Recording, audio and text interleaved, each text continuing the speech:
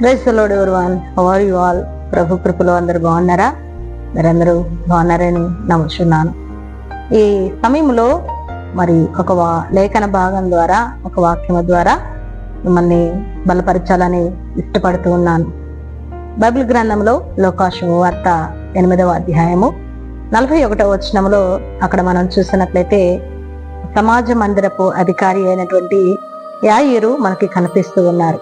అయితే ఆ సమాజ మందిరపు అధికారి అయినటువంటి యాయీరు యేసు ప్రభు యొద్దకు వచ్చి తన కుమార్తె, ఒకగానటువంటి ఒక కుమార్తె, మరి 12 సంవత్సరాల వయసు కలిగినటువంటి తన కుమార్తె చావు సిద్ధముగా ఉన్నదని యేసు ప్రభు వారితో మరి చెప్పి ఆయన పాదముల మీద పడి, అలాగే ఆయనను తన ఇంటికి రమ్మని బ్రతిమాలుకున్నట్లుగా మనం ఆ లేఖన భాగంలో చూస్తూ ఉన్నాం.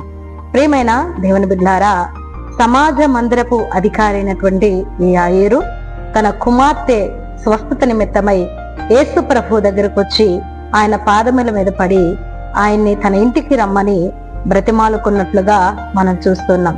అలా బ్రతిమాలుకున్నప్పుడు యేసు ప్రభు మరి ఆ యాయీరుతో బయలుదేరి తన ఇంటికి వెళుచు ఉండగా మార్గ మధ్యలో యాయీరు ఇంటి నుండి ఒక వ్యక్తి వచ్చి, అయ్యా, బోధకుణ్ణి శ్రమపరచవద్దు, మరి నీ కుమార్తె చనిపోయినదని మరి అతనితో చెప్పినప్పుడు యేసు ప్రభు వారు యాయీరుతో ఒక మాట అంటూ ఉంటారు, భయపడవద్దు, నమ్మిక మాత్రం ఉంచుము, నీ కుమార్తె స్వస్థత పొందుకుంటది అని యాయీరుతో చెప్పినప్పుడు, అలాగే మరి యేసు ప్రభు వారు యాయీరు ఇంటికి వెళ్ళినప్పుడు ఆ చనిపోయినటువంటి మరి ఇంటిలో మరి అక్కడ రోదన చేస్తూ భయంకరంగా ఏడుస్తూ ప్రాలాపిస్తూ ఆ ఇంటి వారందరూ రొమ్ము కొట్టుకుంటూ ఉండగా మరి వారందరితో కూడా యేసు ప్రభు వారు, మీరు ఏడవవద్దు, ఆమె నిద్రించుచున్నదే గాని చనిపోలేదని లోపలికి వెళ్ళి చిన్నదాన లెమ్ము అని ఆ చిన్నదాని చేయి పట్టుకొని లేపినప్పుడు ఆ యాయీరు కుమార్తె బ్రతికినట్లుగా మనం ఇక్కడ చూస్తూ ఉన్నాం. ప్రియమైన దేవుని బిడ్డలారా, యాయీరు కుమార్తె బ్రతకటానికి గల కారణాలు ఏమిటి అంటే, మరి యాయీరు యేసు యందు విశ్వాసం ఉంచినట్లుగా మనం చూస్తూ ఉంటున్నాం. అంతేకాదు కానీ ఒక అధికారి అయ్యుండి, ఒక సమాజ మందిరపు అధికారి అయ్యుండి మరి తన అధికారిని అనే విషయాన్ని కూడా మర్చిపోయి యేసు యొక్క పాదముల మీద పడి తన ఇంటికి రమ్మని బ్రతిమాలుకున్నట్లుగా మనము లేఖన భాగంలో చూస్తూ ఉంటున్నాం. ప్రియమైన దేవుని బిడ్డలారా, ఇక్కడ యాయీరు తన కుమార్తెను బ్రతికించుకున్నాడు.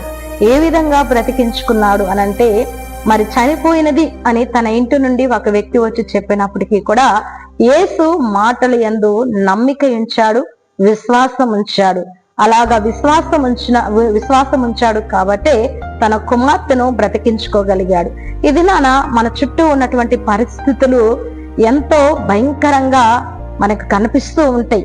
కొన్నిసార్లు మనం విశ్వాసము చూపలేనంతగా భయాందోళనకు గురి చేస్తూ ఉంటాయి మన యొక్క చుట్టూ ఉన్నటువంటి పరిస్థితులు, మన సమస్యలు.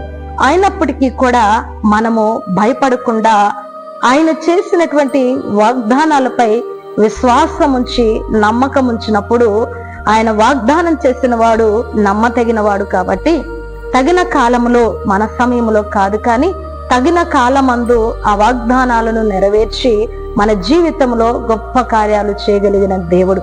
కాబట్టి ప్రియమైన దేవుని బిడ్డలారా, ఇది నీ చుట్టూ ఉన్నటువంటి పరిస్థితులు నేను భయపెట్టవచ్చు, అవిశ్వాసానికి నేను గురి చేయవచ్చు.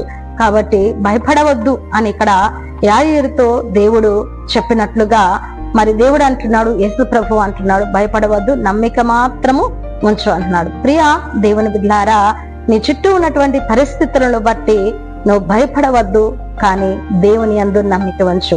దేవుడు నీ ప్రతి పరిస్థితిని కూడా మార్చగలిగినటువంటి దేవుడు. యాయీరు కూడా దేవుని యందు, ఆయన మాటల యందు నమ్మిక ఉంచాడు, తన కుమార్తెను బ్రతికించుకున్నాడు. ఇది మన పరిస్థితులన్నిటి నుండి కూడా మనం విడిపించబడాలి, తప్పకుండా రక్షింపబడాలి. ఆ పరిస్థితులన్నిటి నుండి కూడా గొప్ప విజయాన్ని మనం పొందుకోవాలి అని అంటే మనము కూడా దేవుని యొక్క వాక్యమందు, ఆయన చేస్తున్న వాగ్దానాల యందు నమ్మిక ఉంచి ముందుకు సాగినట్లయితే యాయీరు జీవితంలో తన కుమార్తె జీవితంలో గొప్ప కార్యము జరిగినట్లుగా మన జీవితంలో కూడా గొప్ప కార్యాలు జరుగుతాయి. దేవుడి మాటలు మన వినికిడికై దీవించి ఆశీర్వదించుగాక. God bless you. Thank you. Praise the lord.